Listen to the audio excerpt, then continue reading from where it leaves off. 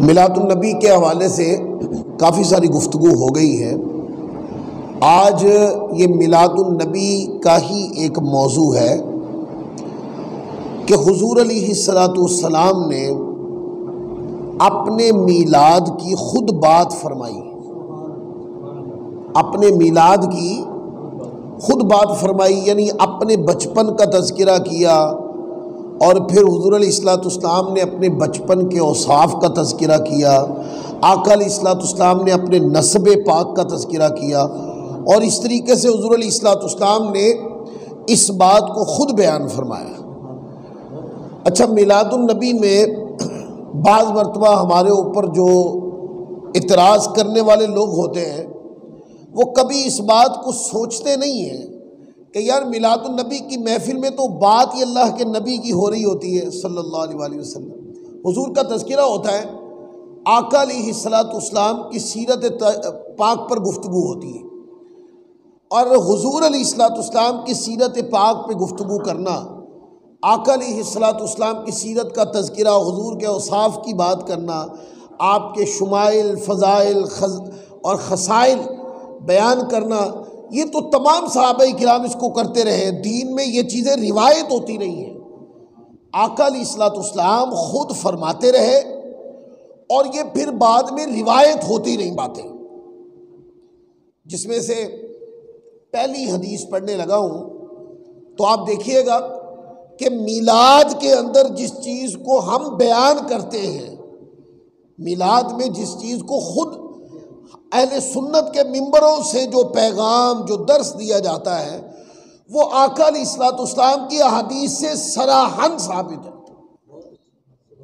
پہلی روایت ہے جس میں حضور علیہ السلام نے خاص کر اپنے میلاد کے بیان کا اہتمام فرمایا، اس میں بات ہی میلاد کی ہے۔ یہ روایت ہے حضرت مطلب بن ابی دواعہ رضی اللہ تعالی عنہ روایت کرتے ہیں۔ اس روایت کو امام ترمذی رحمۃ اللہ علیہ اپنی جامع الصحیح میں، سنن میں لائے، کتاب الدعوات میں حدیث نمبر 3532 کے اوپر کہتے ہیں، حضور علیہ السلام نے تذکرہ کیا، حضرت عباس حضور کے چچا رضی اللہ تعالیٰ عنہ رسول پاک صلی اللہ علیہ وآلہ وسلم کی خدمت اقدس میں حاضر ہوئے، تو اس وقت ان کی کیفیت ایسی تھی کہ گویا انہوں نے حضور علیہ السلام کے متعلق کفار سے کچھ نازیبہ الفاظ سن رکھے تھے، یعنی کافروں نے حضور علیہ السلام کی شان میں کی کمزوری بیان کرتے، حضور کی طرف کمزور الفاظ بیان کیے، تو وہ طبیعت میں بڑی پریشانی محسوس کی کہ انہوں نے کیوں حضور کے بارے میں یہ باتیں کی ہیں، تو وہ حضور کی بارگاہ میں آئے اور نبی کریم صلی اللہ علیہ وسلم کو یہ بات بتانا چاہتے تھے کہ کافروں نے یہ کہا آپ کے بارے میں۔ تو حضرت عباس رضی اللہ تعالیٰ عنہ نے یہ کلمات حضور علیہ السلام کو بتائے، یا بعض علماء نے کہا کہ بتائے نہیں، وہ جس کیفیت میں آئے تو ان کے دل میں جو بات تھی حضور علیہ السلام جان گئے، ان کے منہ سے نکلی نہیں، تو آقا علیہ السلام جان گئے۔ یہ دو طرح کی روایات ہیں، یعنی کہ حضور علیہ السلام نے ان کے بیان کرنے سے پہلے فرما دیا، یہ بھی روایتیں ہیں، اور ایک روایت یہ ہے کہ انہوں نے آ کر بارگاہ رسالت مآب صلی اللہ علیہ وآلہ وسلم نے بیان کر دیا، تو آقا علیہ السلام ممبر پہ جلوہ افروز ہو گئے۔ اب یہاں سے بات سمجھنے والی، تو اس سے یہ پتہ چلتا ہے کہ حضرت سیدنا عباس رضی اللہ تعالی عنہ نے یہ بات صرف حضور کو نہیں بتائی، یہ بات صحابہ کرام کا، یعنی کافی سارے صحابہ کرام موجود تھے، ایک اجتماع کی صورت تھی، اس لیے تو حضور علیہ السلام نے ان کی بات کو جان کر یا سن کر، دو طرح کے الفاظ ہیں، جان کر یا سن کر، آقا علیہ السلام نے ممبر کے اوپر حضور تشریف فرما ہو گئے، تو آپ کو پتہ ہے کہ کوئی اگر ایک دو صحابہ ہوتے تو ممبر کی کوئی حاجت ہے؟ ممبر کی حاجت کب پڑتی ہے؟ ممبر کی حاجت تب پڑتی ہے کہ جب آپ دیکھتے ہیں کہ بہت زیادہ لوگ ہیں اور ممبر کے بغیر یہ بات سب کو سنانا ممکن نہیں ہے۔ تو آقا علیہ الصلوۃ والسلام کے گرد صحابہ کرام موجود تھے، تو اس کا مطلب یہ کہ یہ محفل تھی، کوئی ایک دو صحابہ موجود نہیں تھے، بلکہ یہ کیا تھی؟ یہ محفل تھی۔ اور مسجد میں ہمارے ہاں کیا ہوتا ہے؟ بولیے، لوگ اکٹھے ہوتے ہیں اور محفل لگی ہوتی ہے، آقا علیہ الصلوۃ والسلام کی سیرت طیبہ کا، آقا کی شان کا، عظمت کا، فضائل شمائل خصائل کا تذکرہ ہوتا ہے۔ تو اسی طرح پوری مجلس تھی، تو آقا علیہ الصلوۃ والسلام ممبر پہ تشریف فرما ہوئے، تو حضور علیہ الصلوۃ والسلام نے فرمایا کہ میں کون ہوں؟ من انا، فرمایا من انا، میں کون ہوں؟ اب صحابہ کرام تو آقا علیہ الصلوۃ والسلام کو نام لے کر تو نہیں بلاتے تھے نا، صحابہ کرام تو یا رسول اللہ، یا نبی اللہ، یا حبیب اللہ، یا نور اللہ یوں کہہ کر بلاتے، یا نبی اللہ کہہ کر بلاتے۔ اور آقا علیہ الصلوۃ والسلام اللہ کے نبی ہیں، اس بات کی خاطر تو ساری جنگیں لڑی ہیں انہوں نے، اس کی خاطر تو سارا گھر بار چھوڑ دیا، ہجرت کی، کاروبار چھوڑا، گھر بار چھوڑا، خاندان چھوڑ دیا، کس خاطر؟ آقا علیہ الصلوۃ والسلام کو انہوں نے رسول جو مان لیا، اللہ کا نبی مان لیا۔ تو آقا علیہ الصلوۃ والسلام نے صحابہ سے پوچھا، کثیر صحابہ سے، فرمایا کہ من انا، فرمایا کہ میں کون ہوں؟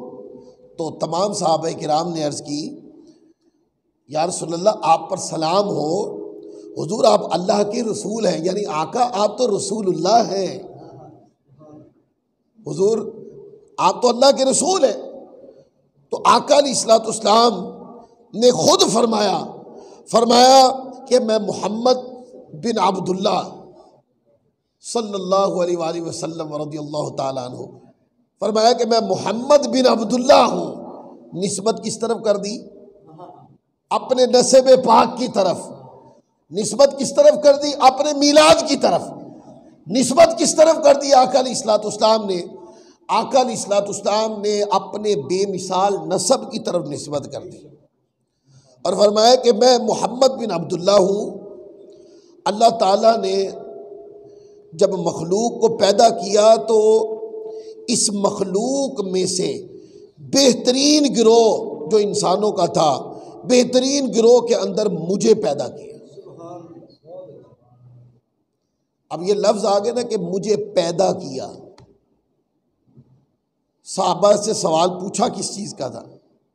سوال تو یہ پوچھا تھا کہ میں کون ہوں، تو صحابہ کا جواب درست تھا نا، غلط تو نہیں تھا کہ آقا آپ اللہ کے رسول ہیں۔ لیکن آقا علیہ الصلوۃ والسلام نے کہ اگرچہ جواب درست ہے، لیکن حضور علیہ الصلوۃ والسلام کے نسب پر غالباً اعتراض کیا تھا کافروں نے، یا آقا کی شخصیت کے اوپر اعتراض کیا تھا۔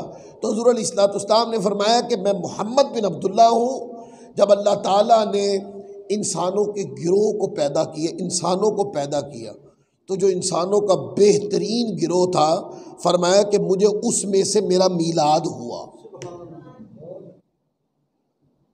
لہذا انسان کیا ہوئی؟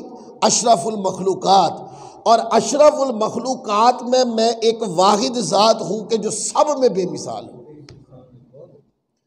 میں بے مثال ہوں، میرا میلاد بے مثال ہے، میری ولادت بے مثال ہے، میرا نسب بے مثال ہے، میری ذات بے مثال ہے۔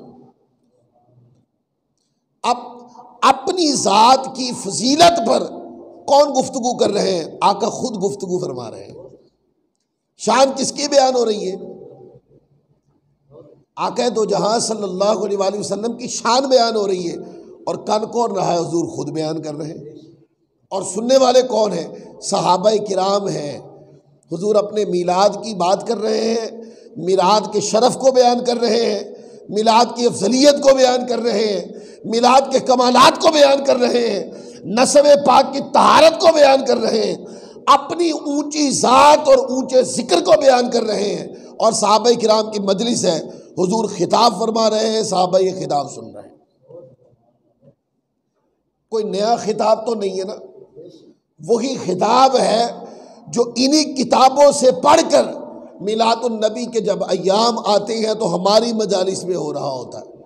سو جو بیان، جو خطاب میلاد النبی کی مجالس میں ہوتا گئے، وہ آقا علیہ الصلوۃ والسلام نے 1400 سال پہلے صحابہ کرام کے سامنے کر دیے۔ تو فرمایا کہ اللہ نے جب انسانوں کا مخلوق پیدا کی تو مخلوق کے بہترین گروہ میں فرمایا کہ مجھے پیدا کیا۔ فرمایا پھر اس کو 2 گروہوں یعنی عرب اور عجم کے اندر تقسیم کر دیا۔ تو فرمایا ان میں سے بہترین گروہ عرب کے اندر مجھے پیدا کیا۔ پھر فرمایا پھر اللہ تعالیٰ نے اس حصے کے قبائل بنائے، عرب میں اللہ تعالیٰ نے قبائل بنائے اور ان میں سے مجھے بہترین قبیلے کے اندر میری ولادت و پیدائش ہوئی۔ اور پھر فرمایا پھر اس بہترین قبیلے کے اندر میری پیدائش ہوئی، مجھے بہترین گھر اور نسب بنو ہاشم کے اندر اللہ تعالیٰ نے پیدا کی۔ یعنی جب انسان بنائے تو انسانوں کے بہترین گروہ میں رکھا، پھر انسانوں میں عربی اور عجمی تھے، جب 2 گروہ کیے تو مجھے عرب کے بہترین گروہ میں رکھا، اور جب عرب کے گروہ کے اندر قبائل بنائے تو مجھے بہترین قبیلے میں رکھا، اور جب قبائل کے اندر خاندان بنائے تو مجھے بہترین خاندان میں رکھا، اور بہترین خاندان میں جو سب سے اعلیٰ گھر تھا فرمایا اس میں سے میں ہوں۔ تو آپ دیکھتے ہیں کس طرح حضور علیہ الصلوۃ والسلام اپنی ولادت طیبہ پر، اپنے میلاد پر اور اپنی ولادت پر حضور گفتگو کرتے آ رہے ہیں۔ اب یہ کہنا کہ میں بہترین ہوں، انسان پیدا ہوئے تو میں بہترین گروہ میں تھا، اور جب اس کے 2 گروہ بنائے تو میں بہترین گروہ میں تھا، اور جب قبائل بنائے تو میں بہترین قبیلے میں تھا، اور جب خاندان بنائے تو میں بہترین خاندان میں پیدا ہوا، اور خاندانوں میں سے جب گھر چنا تو میں بے مثال گھر میں پیدا ہوا۔ تو آقا کیا فرما رہے ہیں؟ حضور اپنے میلاد کی شان کو خود بیان فرما رہے ہیں۔ فرمایا لوگوں جب میرے میلاد پر گفتگو کیا کرو تو ایسے گفتگو نہ کیا کرو، بڑا سوار کے گفتگو کیا کرو۔ کیسے حضور نے اپنے میلاد کی بات کتنی سوار کے فرمائی؟ فرمایا کہ جب میرے میلاد پہ بات کرو تو میرے میلاد میں بے مثال بے مثال بے مثال کہہ کے بات کیا کرو کہ میرا میلاد ہی بے مثال ہے، کہ میں پوری کائنات میں بے مثال ہستی بن کے آیا ہوں۔ تو یہ آقا کے میلاد کا تذکرہ تھا، اور حضور علیہ الصلوۃ والسلام نے خود فرمایا۔ دیکھیں نا، اسی طرح کا ایک سوال اور ہوا صحابہ کرام سے، اور وہ سوال یہ تھا، آقا علیہ الصلوۃ والسلام نے جیسے ادھر پوچھا نا کہ من آنا، میں کون ہوں، تو جواب دیا یا رسول اللہ آپ تو اللہ کے رسول ہیں۔ اور پھر حضور نے اپنے میلاد پر، اپنی سیرت پر، میلاد کی بے مثالی پر، سیرت طیبہ کی شان و عظمت اور رفعت مکانی پر حضور نے ساری گفتگو فرما دی۔ اسی طرح ایک سوال حضور علیہ الصلوۃ والسلام نے صحابہ کرام سے خود پوچھا۔ صحابہ کرام نے حضور سے یہ سوال پوچھا۔ اس میں تو یہ تھا نا کہ آقا نے پوچھا من آنا، میں کون ہوں۔ اس میں یہ ہے کہ صحابہ نے حضور سے پوچھا۔ آقا علیہ الصلوۃ والسلام نے اعلان نبوت کب فرمایا؟ پہلے بیک گراؤنڈ سمجھ لیں۔ اعلان نبوت کب فرمایا؟ 40 سال کی عمر ہو گئی تھی۔ سیدہ خدیجۃ الکبریٰ سے شادی کو 15 سال گزر گئے تھے۔ آقا علیہ الصلوۃ والسلام کے اولاد پاک میں سے بہت سے نفوس قدسیہ دنیا میں تشریف لا چکے تھے۔ تو 40 سال کی عمر میں آقا علیہ الصلوۃ والسلام نے اعلان نبوت فرمایا، اور پھر اعلان نبوت کا پورا واقعہ آتا ہے۔ اچھا، کچھ لوگ ایسے ہیں وہ کہتے ہیں حضور کی نبوت یہاں سے شروع ہوئی ہے۔ کیا کہتے ہیں بھائی؟ 40 سال پہلے جو دور گزر گیا یہ آقا علیہ الصلوۃ والسلام کی نبوت، یعنی آپ نبی نہیں تھے، تو وہ کہتے ہیں کہ 40 سال کے بعد حضور علیہ الصلوۃ والسلام کو نبوت ملی، تو پھر یہاں سے آپ کی نبوت شروع ہوئی۔ اچھا حضور علیہ الصلوۃ والسلام کی نبوت اگر 40 سال سے شروع مانے، جیسا کہ بعض لوگوں کا خیال ہے، جو کہ غلط خیال ہے، بعض لوگوں کا خیال ہے اور غلط خیال ہے، چلو 1 منٹ کے لیے ان کی بات کو مان لیتے ہیں کہ 40 سال سے حضور علیہ الصلوۃ والسلام کی نبوت شروع ہوئی، ایک مثال ہے، تو صحابہ کرام کو پتہ نہیں تھا؟ آقا علیہ الصلوۃ والسلام کے اعلان نبوت کے بعد جوگ در جو داخل ہو رہے تھے اسلام میں، وہ صحابہ کرام ہی تو تھے۔ مکہ کے اندر جو مسلمان ہوئے، پھر مکہ سے ہی لوگ ہجرت کر کے مدینہ چلے گئے، تو یہ تو سب کو پتہ تھا نا کہ حضور نے اعلان نبوت کب فرمایا؟ بولیے، پتہ تھا کہ 40 سال کی عمر ہے اور اعلان نبوت فرمایا ہے۔ ایک مقام ایسا آیا کہ جب صحابہ کرام کو پتہ ہے کہ 40 سال کی عمر تھی تو حضور نے اعلان نبوت فرمایا، اس کے باوجود صحابہ کرام نے حضور سے ایک سوال پوچھا، اور سوال کیا پوچھا؟ سوال انہوں نے یہ پوچھا کہ یا رسول اللہ متی وجبت لک النبوہ۔ کیا سوال پوچھا؟ عرض کی یا رسول اللہ متی وجبت لک النبوہ، یا رسول اللہ آپ کو شرف نبوت یعنی آپ کب نبی بنائے گئے؟ تو یہ جوڑ کھاتا ہے کوئی جواب؟ بھائی سامنے ہی ہوا ہے جو کچھ ہوا ہے۔ کتنے صحابہ کرام تھے کہ جب اعلان نبوت ہوا تو انہوں نے حضور کو اعلان نبوت کرتے دیکھا اور آقا علیہ الصلوۃ والسلام کی بات سن کر اسلام میں داخل ہو گئے، ایمان لے آئے۔ تو پتہ تھا کہ کوئی صفا پہ اعلان کیا تھا، حضور علیہ الصلوۃ والسلام نے فرمایا تھا کہ اس پہاڑ کے پیچھے سے ایک لشکر حملہ آور ہونے والا ہے، اگر میں کہوں کہ ہونے والا ہے تو مان جاؤ گے؟ تو سب نے کہا کیوں نہیں مانیں گے، آپ تو صادق اور امین ہیں۔ حضور نے اعلان نبوت فرما دیا، پتہ ہی تھا نا سارا۔ تو جن لوگوں کا خیال ہے کہ 40 سال بعد آقا علیہ الصلوۃ والسلام نے جو اعلان نبوت فرمایا تھا، وہ لوگ کہتے ہیں یہاں سے نبوت کی ابتدا ہوئی، تو پھر صحابہ کرام کو یہ سوال پوچھنا چاہیے تھا، بولیے کہ آقا آپ نبی کب بنائیں گے؟ پتہ ہی ہے سب کو۔ اگر نبوت کا وہ معنی مراد لیں جو لوگ معترضین کم ظرف لوگ جو معنی مراد لیتے ہیں، اگر وہ لے لیں تو پھر یہ سوال تو نہیں بنتا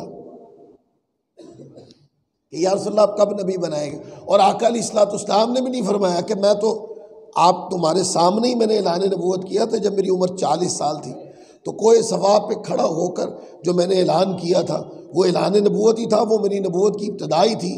یہ کسی کتاب میں کسی نے بھی نہیں لکھا کبھی۔ اگر کسی کو شوق ہو کہ اس حدیث کے جواب میں حضور نے یہ فرمایا کہ میں 40 سال بعد نبی بنا ہوں اور کوہ صفا پر جو میرا اعلان تھا وہ میرے نبوت کی ابتدا ہے، کوئی بندہ حدیث میں یہ جملہ قیامت تک نکال ہی نہیں سکتا۔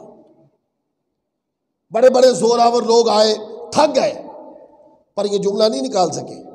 جب پوچھے یا رسول اللہ آپ کب نبی بنائے گئے، تو اس پر حضور علیہ الصلوۃ والسلام نے جواب دیا، فرمایا کہ میں اس وقت بھی نبی تھا جب آدم علیہ الصلوۃ والسلام مٹی اور پانی کے دوران تھے۔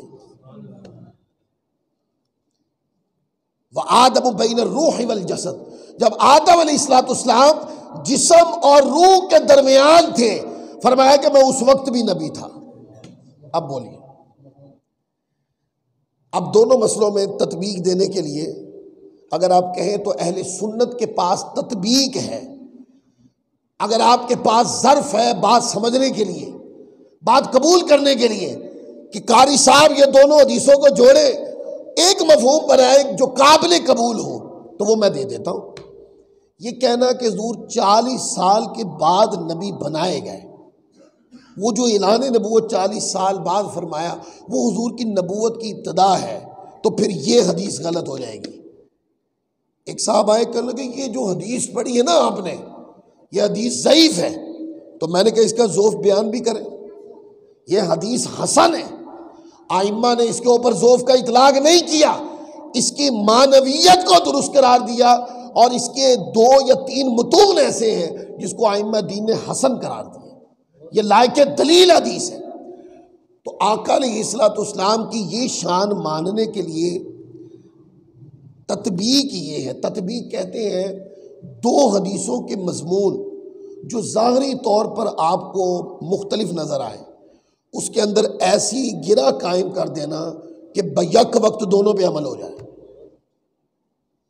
تو ہم تو وہ 40 سال والی بھی مانتے ہیں اور یہ بھی مانتے ہیں، کیونکہ دونوں 40 سال بعد جو اعلان نبوت ہو اس کا ذکر تو قرآن پاک میں آ گیا ہے، فقط لبثت فیکم عمرا من قبلی افلا تعقلون کر کے ذکر قرآن میں آ گیا ہے، اور یہ حدیث حسن ہے۔ تو اس میں تطبیق یوں ہے کہ حضور نبی تو 40 سال پہلے سے ہی تھے۔ کب تھے؟ فرمایا متا وجبت لکن نبوہ، آقا آپ کب نبی بنائے گئے؟ فرمایا کہ وہ آدم بین الروح والجسد، آدم علیہ السلام ابھی روح اور جسم کے درمیان تھے، میں نبی تھا۔ اچھا، یہ قرینہ سمجھانے کے لیے یہ نہیں فرمایا کہ میں اس وقت نبی بنایا گیا ہوں، یہ نہیں فرمایا، فرمایا میں اس وقت نبی تھا۔ اچھا، میں کب سے ہوں، اس کب کا کسی کو عطا پتہ نہیں۔ بڑی شروحات لکھی، بڑی اس کے اوپر علماء کرام نے گفتگو فرمائی، جلال الدین سیوطی رحمۃ اللہ علیہ نے اس میں گفتگو کی، امام یوسف بن اسماعیل نبہانی رحمۃ اللہ علیہ نے حجت اللہ علی العالمین میں اس پر گفتگو کی، پھر امام دقیق العید نے اس پر گفتگو کی، اور کئی درجنوں ائمہ جنہوں نے اس حدیث کو لکھ کر گفتگو کیا۔ تو انہوں نے کہا بس اتنا پتہ چلتا ہے کہ جب آدم علیہ السلام کی تخلیق مراحل سے گزر رہی تھی، حضور اس وقت نبی تھے، پر نبی بنائے کب گئے اس کا کسی کو پتہ نہیں، چونکہ یہ راز حضور نے صحابہ کرام کے سامنے بھی نہیں کھولا، بس ایک قرینہ دے دیا کہ جب انسانوں اور بشروں کے باپ ابو البشر حضرت سیدنا آدم علیہ السلام تخلیق کے مراحل میں تھے، یعنی کہ جب بشریت وجود میں ہی نہیں آئی تھی، فرمایا میں اس وقت نبی تھا۔ کب سے نبی ہوں اس کا جواب نہیں دیا۔ اب ہم کہتے ہیں کہ نبی تو آپ پہلے ہی تھے، تو آپ کہیں گے 40 سال بعد کیا ہوا؟ 40 سال بعد آقا کی بعثت ہوئی، حضور نے 40 سال بعد نبوت کا اظہار فرمایا، باقاعدہ آقا نے اعلان نبوت فرمایا۔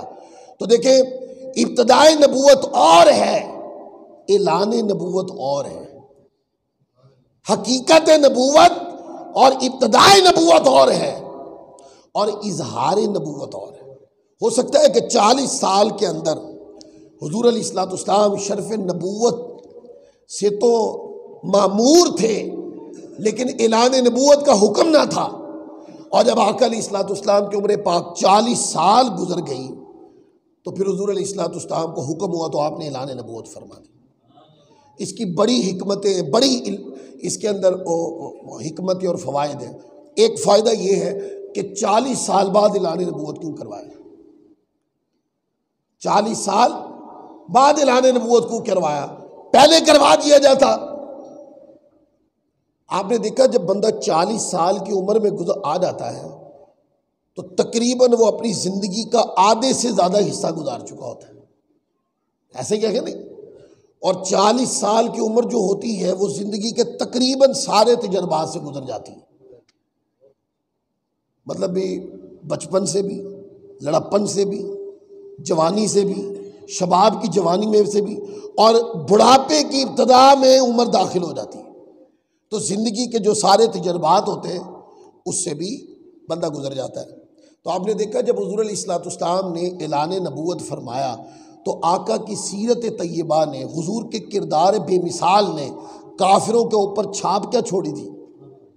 جب حضور نے اعلان نبوت فرمایا تو کافروں نے کہا، فرمایا کہ اس پہاڑ کے پیچھے اگر میں تمہیں کہوں ایک لشکر تم پہ حملہ آور ہونے والا ہے تو میری بات کو مان جاؤ گے؟ اس کے جواب میں کافروں نے کیا کہا تھا؟ اس کے جواب میں کافروں نے کہا تھا کیوں نہیں مانیں گے، آپ تو صادق ہیں، آپ امین ہیں۔ یہ جو جملے ہیں کہ آپ صادق ہیں، آپ امین ہیں، یہ میرے مصطفیٰ کی 40 سالہ سٹرگل تھی، اور آقا کی سیرت طیبہ اور آقا کے کردار کی بے مثالی تھی، بے مثال کردار لوگوں نے دیکھا اور کبھی کوئی عیب نہ نکال سکا، اور جب دنیا کے اندر یہ بات حقیقت آشکار ہو گئی کہ یہ جو ذات ہے جن کا نام ذات محمد مصطفیٰ ہے، یہ ایک بے مثال اور باکمال ذات ہے، تو آقا علیہ الصلوۃ والسلام نے اعلان نبوت فرما دیا۔ تو آپ نے دیکھا جب اعلان نبوت کیا تو کچھ لوگ اعتراض کی طرف چلے گئے، اور آقا علیہ الصلوۃ والسلام کی بات سن کر صحابہ کرام میں سے کتنے لوگ تھے جو حضور علیہ الصلوۃ والسلام کے قدموں میں بیٹھ کے کلمہ پڑھ کے مسلمان ہیں۔